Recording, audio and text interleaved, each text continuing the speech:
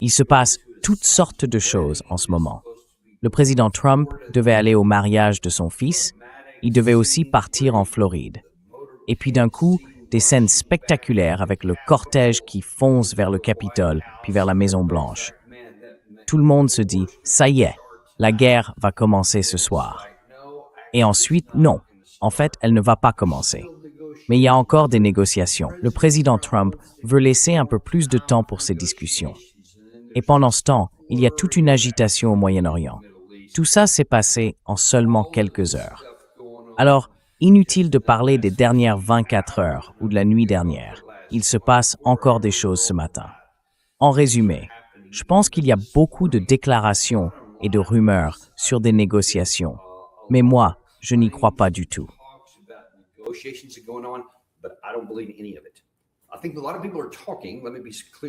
Je pense que beaucoup de gens discutent, soyons clairs, mais je ne crois pas qu'il y ait de véritables négociations en cours. À mon avis, les gens se parlent sans vraiment s'écouter, à gauche comme à droite, chacun espérant contre toute attente que l'autre finira par faire ce qu'il veut. Mais en réalité, il n'y a pas de vraie négociation. Et pour être précis, une négociation, ça veut dire qu'on donne quelque chose pour obtenir quelque chose. En ce moment, on dirait qu'aucun des deux camps n'est prêt à céder grand-chose. On va voir certains détails de tout ça au fur et à mesure. D'abord, regardons une déclaration du président Trump. Il va parler en partie de l'Iran, mais aussi dans le contexte du Venezuela. Et surtout, je vous invite à écouter le sous-texte, parce que vous allez voir ce thème, malheureusement, revenir tout au long de cette émission.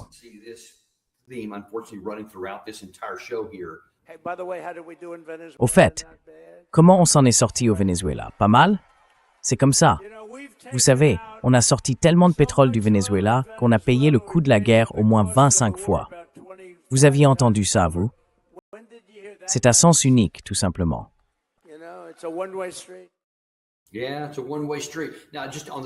Oui, c'est à sens unique. Franchement, à première vue, qui aurait envie d'écouter ça? Que vous soyez allé dans ce pays pour leur voler leur pétrole et qu'ensuite vous vouliez négocier avec un autre pays en pensant qu'ils vont vous croire. Mais encore plus important que ça, on a vu qu'il y avait un projet de loi au Congrès d'environ 200 milliards de dollars qu'il voulait faire passer pour financer toute cette guerre jusqu'à présent.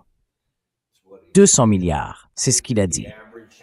Je crois que la moyenne, pendant les premières phases de la guerre, tournait autour d'1 milliard de dollars par jour. Je crois avoir entendu 29 milliards. C'est ce que ça avait coûté concrètement jusque-là. Donc à vous de voir, soit 29 milliards, soit 200 milliards, c'est ce qu'on demandait au Congrès, et ainsi de suite.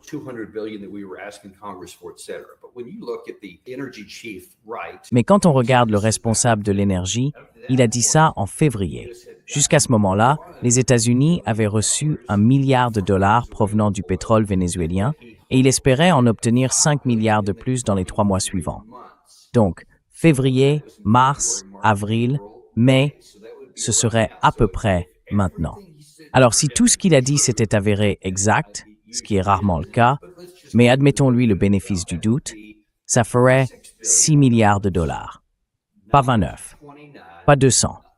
Et ça voudrait dire qu'on prend littéralement chaque dollar issu de la vente du pétrole vénézuélien, qu'on le garde et qu'on le verse ensuite dans le Trésor national pour financer cette guerre ici.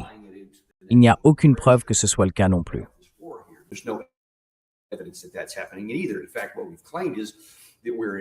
En réalité, ce que nous avons affirmé, c'est que nous sommes dans un accord de coopération et qu'ils reçoivent une part, par pure générosité, par bonté de cœur. On leur permet de garder un peu d'argent provenant de leurs propres ressources, que nous sommes, autrement, en train de leur prendre. Je ne sais pas comment les chiffres s'articulent, et il n'en a fourni aucun. Mais même avec ce qu'on sait, il n'y a rien de vrai dans ce qu'il dit. Toutes les personnes que vous avez vues dans cette salle, tout son public, applaudissaient, acclamaient. C'était formidable, c'était merveilleux. Nous croyons chaque mot que vous dites, mais eux, ils ne comptent pas. Ce qu'ils croient n'a aucune importance dans le cadre de la guerre. Et lui, il leur mentira sans arrêt parce que la véritable cible de la principale tromperie du président Trump, ça a toujours été ses propres partisans.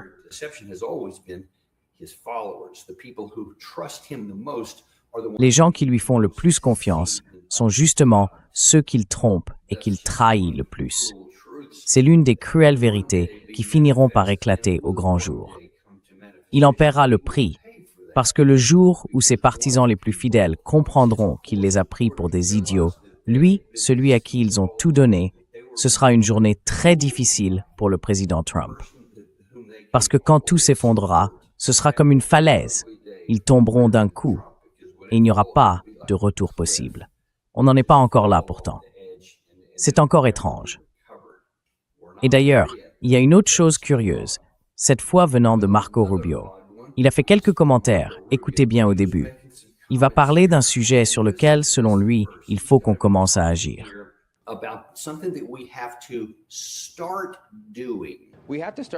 Il faut qu'on commence à réfléchir à ce qu'on fait.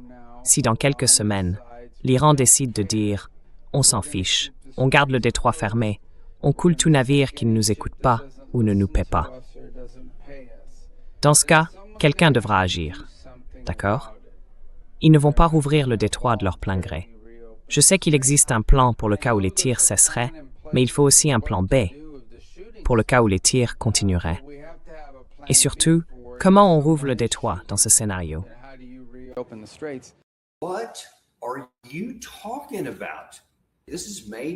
De quoi parlez-vous? On est le 23 mai. Cette guerre a commencé le 28 février. Et aujourd'hui, vous commencez seulement à réfléchir à ce qu'on fera si on ne peut pas ouvrir le détroit d'Ormuz. Franchement, qu'est-ce qu'on est censé comprendre? Quand, dans ces deux vidéos, on voit les plus hauts responsables du pays, le secrétaire d'État, le président des États-Unis, et qu'il dit qu'il faut trouver un plan B. Comment peut-on ne pas déjà avoir un plan B, C et D à ce stade? Vous auriez dû avoir au moins un plan A, B et C avant même que tout commence. Avant de tirer le moindre missile, avant d'envoyer un seul navire au combat, avant de faire décoller un seul avion. Tout ça, ça se prépare avant le premier tir. Ou du moins, ça devrait, si on a un minimum de bon sens et de maturité. Et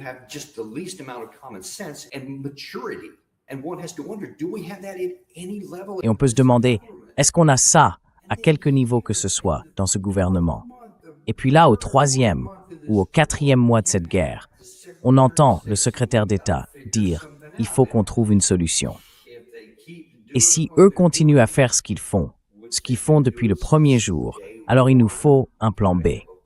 Donc on essaie d'élaborer un plan B tout en essayant soi-disant de négocier la fin de cette guerre.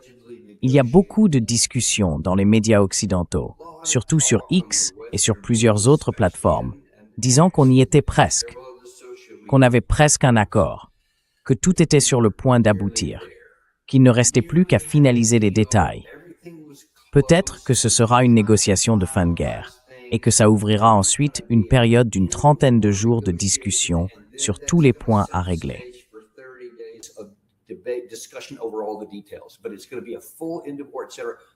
Mais c'était censé être une vraie fin de guerre et tout le reste. Là encore, il n'y avait rien de vrai. C'était complètement faux. C'est la 7e, la 8e, peut-être même la 10e fois qu'un truc comme ça arrive.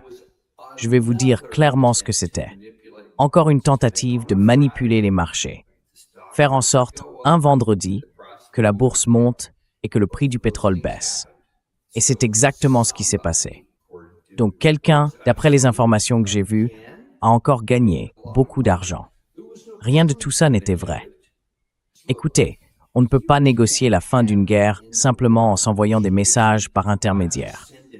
Tout ça, d'ailleurs, continue. Il y a bien des échanges par intermédiaire entre les États-Unis et l'Iran.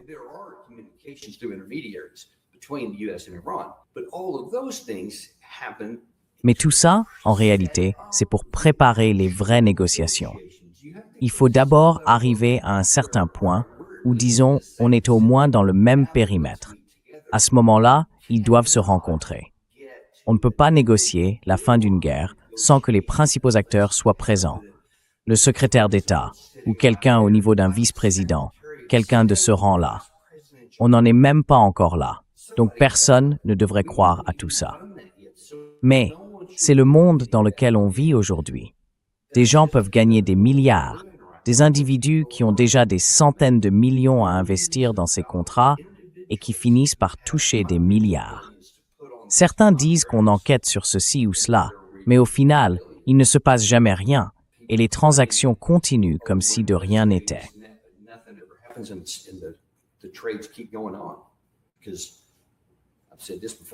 Je l'ai déjà dit, et voilà encore un autre exemple. On est, en gros, un pays qui n'est plus vraiment gouverné par l'état de droit, que ce soit le droit international, la Constitution, ou même le droit financier, comme ici. Plus personne ne s'en soucie, parce que tous les leviers du pouvoir sont entre les mains de Dieu et de ses plus proches amis, ceux qui en profitent directement. Ils ne vont pas s'enquêter eux-mêmes. Voilà où on en est. Et ça, c'est déjà un problème intérieur dont on doit se préoccuper. Mais la question, c'est comment tout ça influence ce qui se passe à l'international. Laissez-moi vous montrer 2 ou 3 choses, juste depuis hier soir et ce matin. Le maréchal du Pakistan, Asim Munir, a rencontré Araghchi.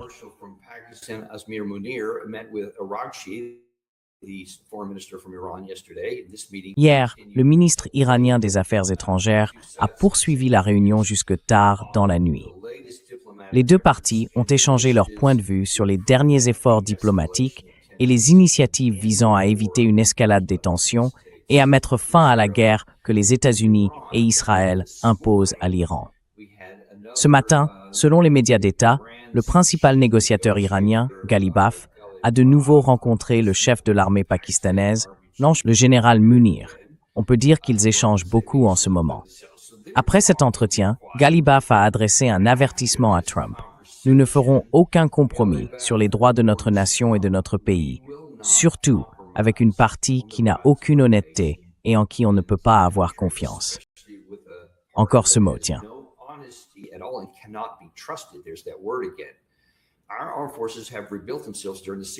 Nos forces armées se sont reconstruites pendant le cessez-le-feu. Si Trump relance la guerre de façon insensée, elle sera sans aucun doute plus écrasante et plus amère pour les États-Unis que le premier jour du conflit. Ces derniers jours, d'autres rapports ont circulé ici où la partie iranienne a déclaré « Écoutez, nous n'allons pas seulement reprendre ce que nous faisions avant ». Et les médias occidentaux ont maintenant confirmé que les missiles et les drones tirés par l'Iran sont, dans de nombreux cas, d'une précision redoutable.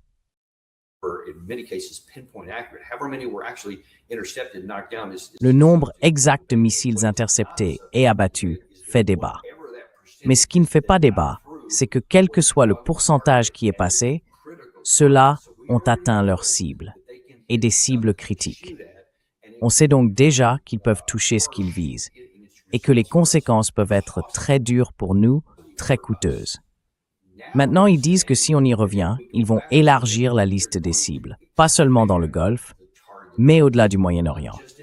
Et là, chacun peut interpréter ce que ça veut dire, parce qu'ils n'ont pas été très précis. Ils ont volontairement choisi de ne pas l'être. Ils disent donc, écoutez, on va frapper d'autres pays, on va viser d'autres cibles dans les mêmes pays. Et ils ont eu beaucoup de temps pour établir une nouvelle liste de cibles. Des choses qu'ils n'ont pas attaquées la première fois, ils pourraient les frapper la deuxième.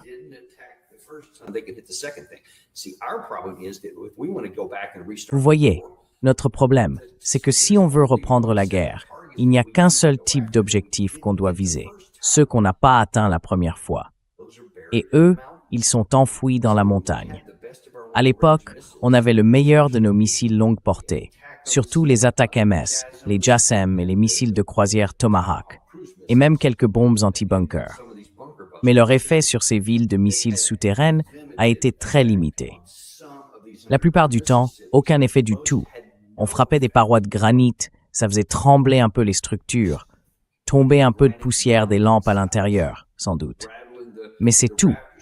Si on y retourne, tout ce qu'on pourra faire, c'est tirer les mêmes munitions sur les mêmes cibles. Et on obtiendra exactement le même résultat.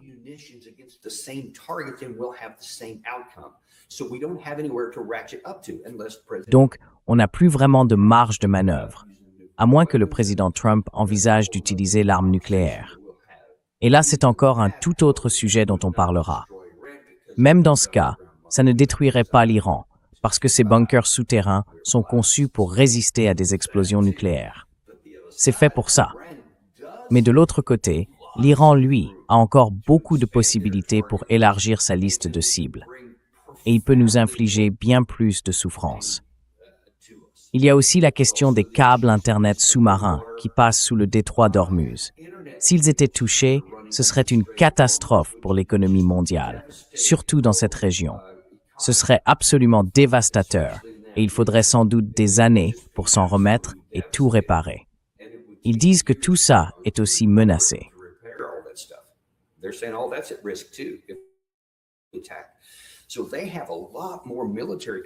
Ils ont donc beaucoup plus de cartes militaires à jouer si on retourne à la guerre. Nous, on ne peut jouer que la même main qui n'a pas marché la première fois. Ce serait complètement absurde d'y retourner et d'essayer encore ce qui a déjà échoué. C'est un problème de fond.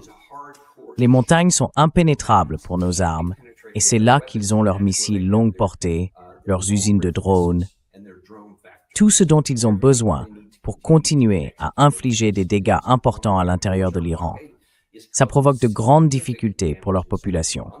Le chômage explose. Leur monnaie a été dévaluée à cause de nos actions là-bas. Donc oui, ils souffrent vraiment. Et ce n'est pas anodin, ce n'est pas négligeable.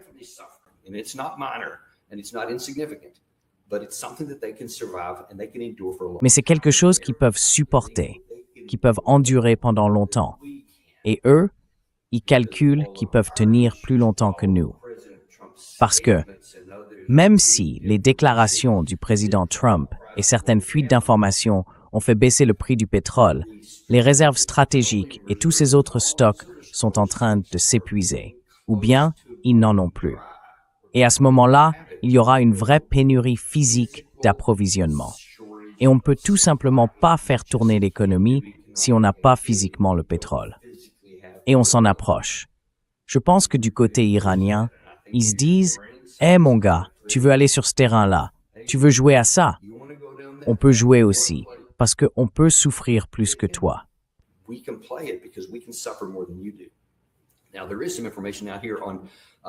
Ce matin, sur Dropsite News, on a vu passer des informations sur ce que le camp iranien est prêt à aborder, parce qu'ils sont effectivement disposés à discuter. Il y a une raison à toutes ces conversations qu'ils ont en ce moment avec le Pakistan pour essayer d'ouvrir une négociation. Ils ont posé certaines conditions. Alors, voyons un peu de quoi il s'agit. Voici ce qui est rapporté pour l'instant. Du côté iranien, leur proposition, ce qu'ils discutent avec le Pakistan, repose sur deux volets. D'abord, mettre fin à la guerre. L'Iran veut une déclaration officielle mettant fin au conflit, la levée du blocus naval américain sur les ports iraniens et la libération des avoirs iraniens gelés, avant d'entamer des négociations plus larges sur le nucléaire.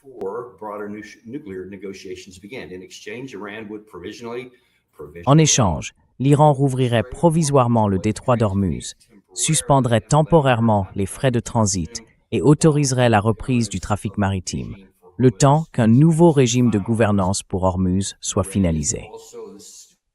L'Iran exige aussi la mise en place d'un mécanisme de compensation financé par les États-Unis et par d'autres pays impliqués dans les attaques contre l'Iran pour indemniser les dommages sur son territoire, ainsi que la fin des attaques israéliennes au Liban. Presque tout ça, c'est ce qu'on appelle des clauses empoisonnées. C'est ce que l'Iran veut vraiment et ce qu'il dit être prêt à accepter pour mettre fin à la guerre si toutes ces conditions sont réunies. Et ça, c'est seulement la première piste. Il y a énormément de choses là-dedans. D'abord, une déclaration officielle mettant fin à la guerre. Ensuite, les États-Unis devraient lever leur blocus, puis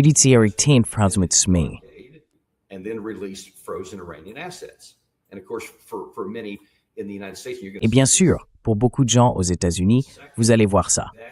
Ensuite, cette pilule-là, c'est la plus toxique, parce que c'est exactement ce dont ils ont accusé l'administration Obama, avoir débloqué les avoirs iraniens. Et ils ont toujours présenté ça comme si on avait envoyé des avions remplis d'argent à l'Iran. En réalité, on ne leur a rien donné. On a simplement libéré ce qui leur appartenait déjà. Ça, c'est la première partie. Puis on arrive à la deuxième. Là, il est question de négociations nucléaires après la fin de la guerre, ou une fois la guerre terminée. C'est à ce moment-là qu'on commencerait les discussions sur le nucléaire. L'Iran suspendrait alors l'enrichissement au-dessus de 3,6% pendant 10 ans, diluerait sous supervision sur son territoire l'uranium enrichi à plus de 20% et s'engagerait à ne pas développer d'armes nucléaires.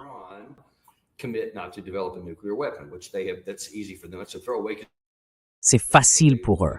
C'est une phrase toute faite. Ils disent ça depuis 2003. Maintenant, ce sont aussi des clauses empoisonnées, parce que ça veut dire qu'on garderait la capacité d'enrichir, et même ça aurait une durée de 10 ans.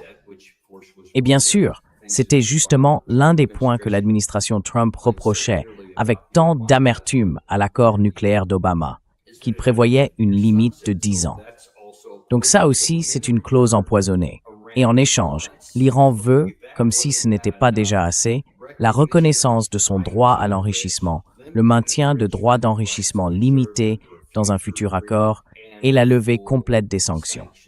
À part ça, c'est un accord formidable. Voilà ce que souhaite la partie iranienne.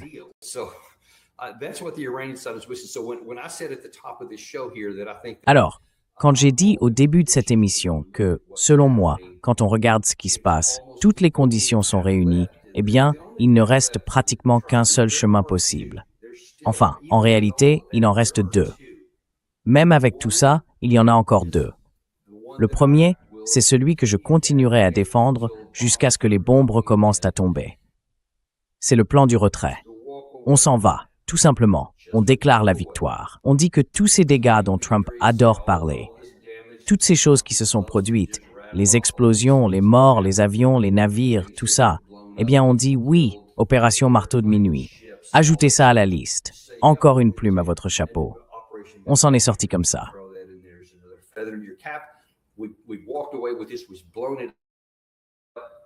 On les a bombardés. Ils mettront peut-être 20 ans à répondre. Et si jamais ils refont quoi que ce soit, on reviendra et on les bombardera encore. Peu importe. Dites ce que vous voulez. C'est une possibilité. L'autre, c'est les bombes, tout simplement. Voilà, mes amis. Soit on s'en va, soit on bombarde. Il n'y a pas d'autre option. C'est pour ça que je vous le répète sans arrêt, il n'y a pas de voie diplomatique possible ici. Parce que, voyez-vous, c'est exactement ce que dit le camp iranien. Ce matin encore, j'ai échangé avec le professeur Morandi. Attendez, je vais voir s'il a répondu à mon dernier message. Je lui ai demandé, est-ce que l'Iran est prêt à revenir sur quoi que ce soit? Est-ce qu'ils sont disposés à faire preuve d'un peu de souplesse quelque part?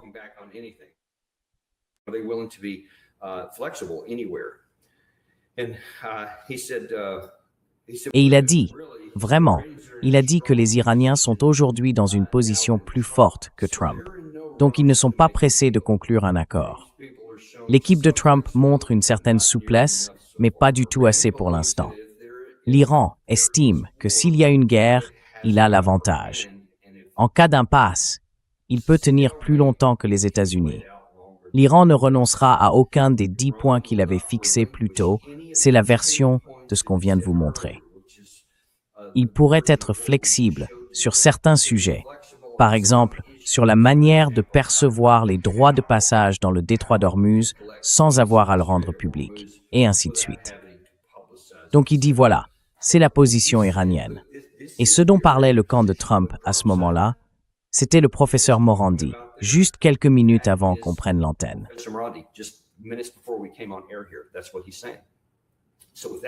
C'est ce qu'il dit. Donc voilà la position de négociation de l'Iran. Maintenant, laissez-moi vous montrer comment les États-Unis voient ces clauses empoisonnées dont je vous ai parlé. Voici Mark Dubowitz, de la Fondation pour la défense des démocraties. C'est une organisation très dure et clairement anti-iranienne, ici aux États-Unis. Il dit que cette proposition est une mauvaise blague. Aucun président américain sérieux, et surtout pas le président Trump, n'accepterait un accord qui ferait paraître le JCPOA brillant en comparaison. Le régime n'a jamais été aussi faible. Et pourtant, son arrogance n'est surpassée que par son absence totale de contact avec la réalité. On peut se demander de qui il parlait dans cette dernière phrase. Parce que là, on parle bien de quelqu'un dont l'arrogance n'est dépassée que par son incapacité à saisir la réalité.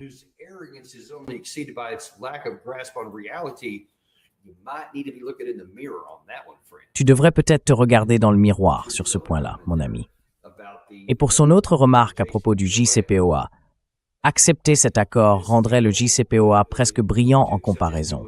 Et sur ce point précis, je suis d'accord avec lui, parce que l'accord que nous avions avec le JCPOA était effectivement bien meilleur en comparaison. Il limitait l'enrichissement à 3,67%. Il fixait aussi des plafonds sur la quantité qu'il pouvait retraiter et sur ce qu'il pouvait faire avec ce matériau retraité. Ils se sont débarrassés, je crois, de centaines de livres de ce qu'ils possédaient avant. Il y avait des inspections très poussées, très intrusives, pour qu'on puisse tout vérifier.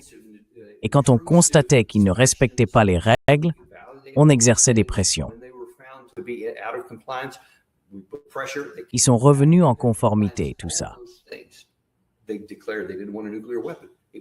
Ils avaient déclaré qu'ils ne voulaient pas d'armes nucléaires. C'était parfait. C'était brillant.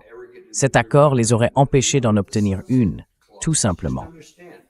Et même avec les clauses de temporisation, il faut bien comprendre que si nous avions de notre côté respecté nos engagements, et si les Iraniens avaient continué à faire ce qu'ils avaient promis pendant toute cette période de 10 ans, au lieu que Trump se retire en 2018, alors, quand la date de 2025 serait arrivée et qu'il aurait fallu renégocier, eh bien ça aurait été renégocié. Il n'y a pratiquement aucune chance, c'est presque impossible, que l'Iran ait dit « Vous savez quoi, on va sortir de cet accord, on va laisser tomber ces clauses de temporisation. » Parce que les dispositions du JCPOA prévoyaient le rétablissement automatique des sanctions. Et tout leur serait retombé dessus.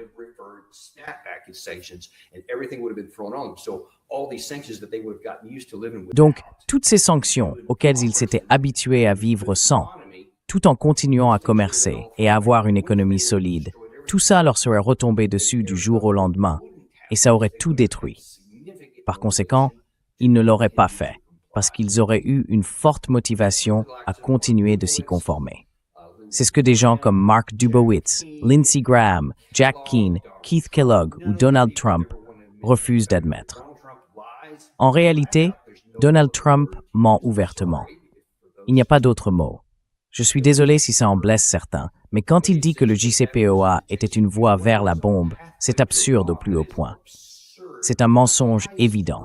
Cet accord l'aurait empêché.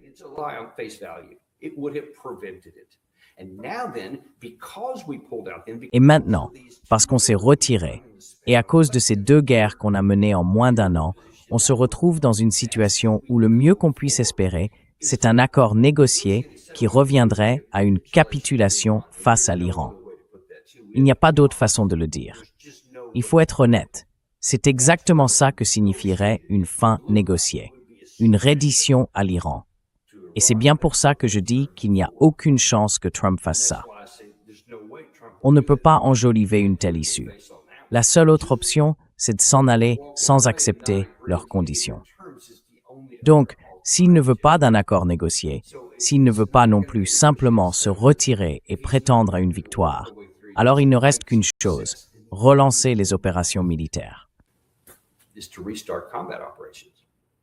Vous savez, on n'a pas de sponsor parce qu'on déteste vous bombarder de pubs.